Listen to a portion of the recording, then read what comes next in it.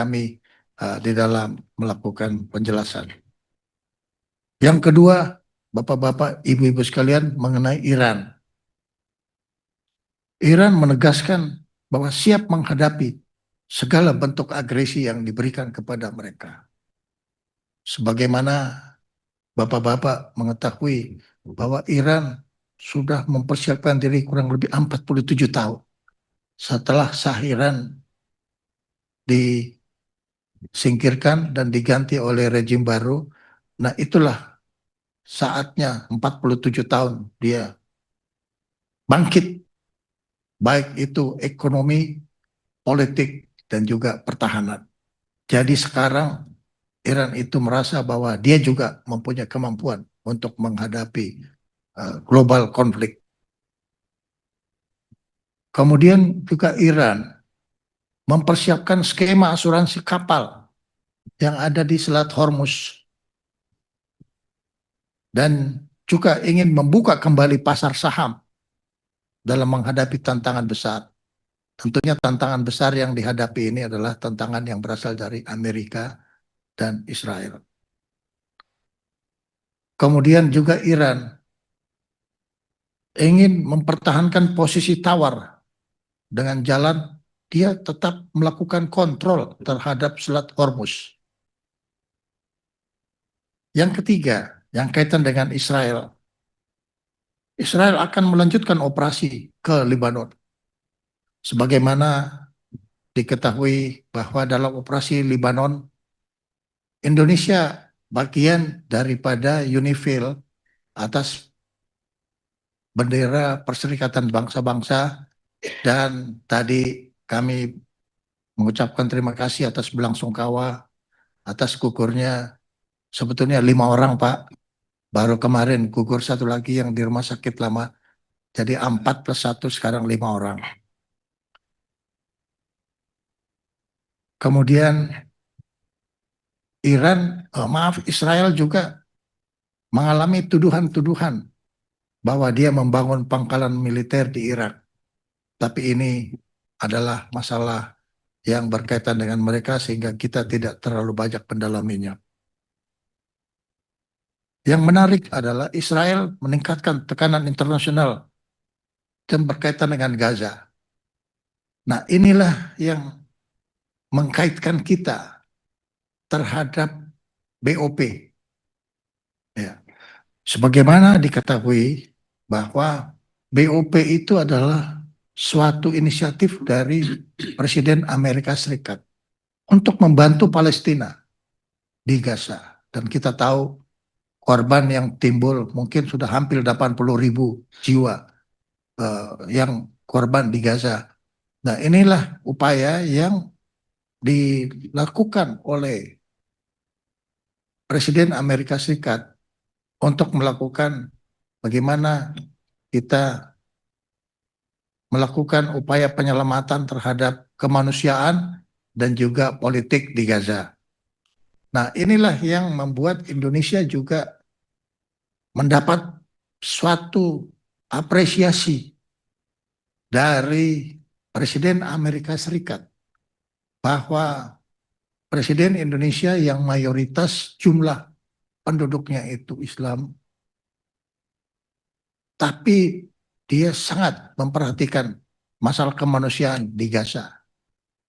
Sehingga dia dimasukkan ke dalam BOP dan bersama-sama dengan beberapa negara Arab, Indonesia berkonsultasi dengan prasyarat bahwa Hamas tetap kita jaga eksistensinya, kemudian juga jangan sampai terjadi kegiatan-kegiatan yang bersifat kekuatan fisik yang bisa menimbulkan korban terhadap rakyat di Gaza. Ini yang menjadi catatan kita, dan ini disetujui oleh beberapa negara Arab, termasuk Saudi Arabia. Setelah itu, Presiden Amerika Serikat membentuk yang namanya ISF, International Stabilization Force, dan Indonesia masuk di dalamnya. Namun, dinamika yang sekarang timbul karena masih terjadinya intensitas konflik antara Amerika dan Iran yang sangat tinggi, sehingga BOP cenderung left behind. Nah, karena BOP left behind, ISF juga left behind.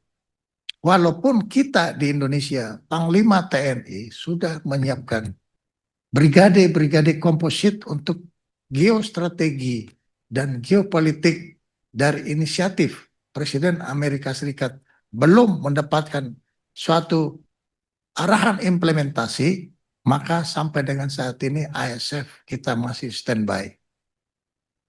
Kita belum melakukan sama, tapi di dalam negeri Panglima sudah melakukan kegiatan-kegiatan. Dan tentunya tidak ada idle capacity bagi TNI.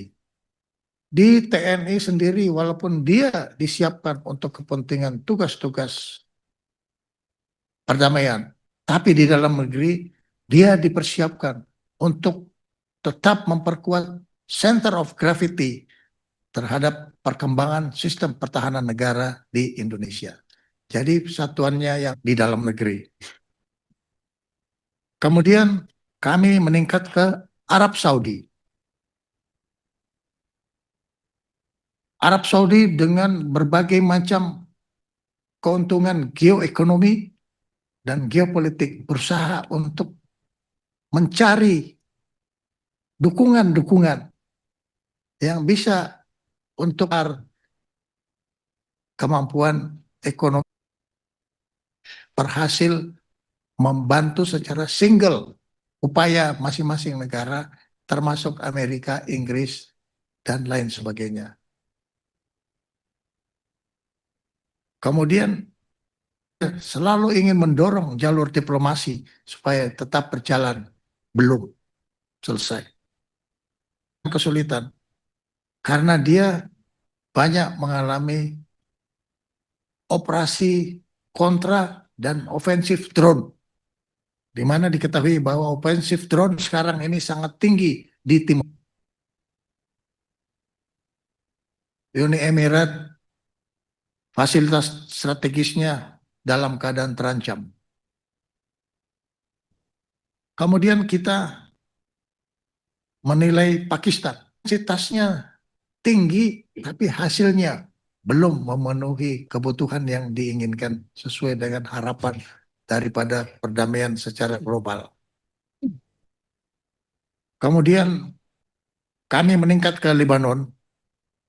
Serangan Israel terhadap Lebanon meningkasi melalui Kemlu agar supaya UNIFIL yang menggunakan Indonesia itu juga kita ini adalah tugas peacekeeping, bukan peacemaking. Sehingga kemampuan yang kita siapkan adalah kemampuan hanya untuk membela diri. Kemudian kami meningkat ke Lebanon lagi bahwa terjadi pengungsian-pengungsian karena Lebanon. Sedangkan untuk Eropa, Kroasia sudah menolak terbesar Israel. Jadi sudah mulai ada British. PBB didorong untuk menserukan bahwa Israel supaya cegah genosida yang ada di Gaza. Ini menunjukkan bahwa PBB ditantang untuk terus mempunyai kemampuan di dalam mengatasi konflik global yang sedang terjadi.